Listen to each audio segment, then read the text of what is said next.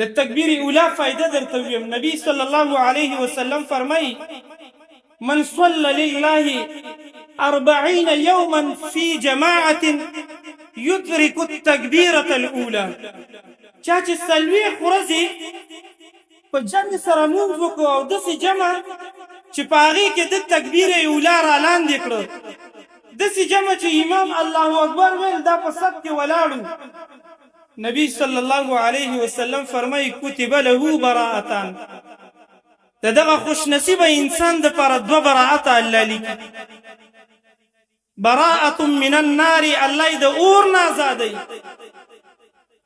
وبراءت من النفاق، الله د نفاق نه خلاصوي. دا انسان هیڅکله جهنمي نشي کېدی، دا انسان هیڅکله منافق نشي جوړېدی، د منافقت نه الله خلاصوي. زما محترم ورکوټي عمل دی. اسې کدیر مسلمانان راجمع شي او ته تپوس وکړي چې په دې حدیث باندې به چا عمل کړي،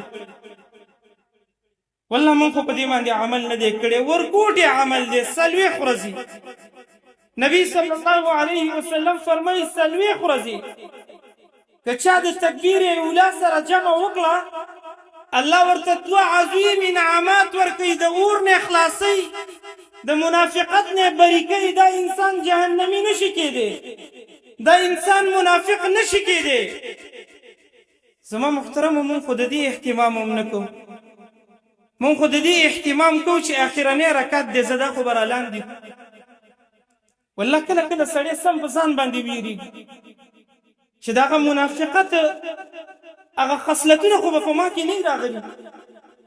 زما محترمو منافقان داسې نه و چې ګینې منځونه به یې نه کوو، زما او ستا په شان منځونه یې کړي، سجدې به یې کولې، اوږده اوږده رکعتونه به یې کوو، خو بعضې صفتونه یې الله بیان کړي دي. الله وایي وإذا قاموا إلى الصلاة قاموا كسالى. د منافقانو یو بد صفت دی چې مونځ ته به پاڅېدل سس سس به کېدل، شاته شاته به کېدل، تادي به یې نه کوله.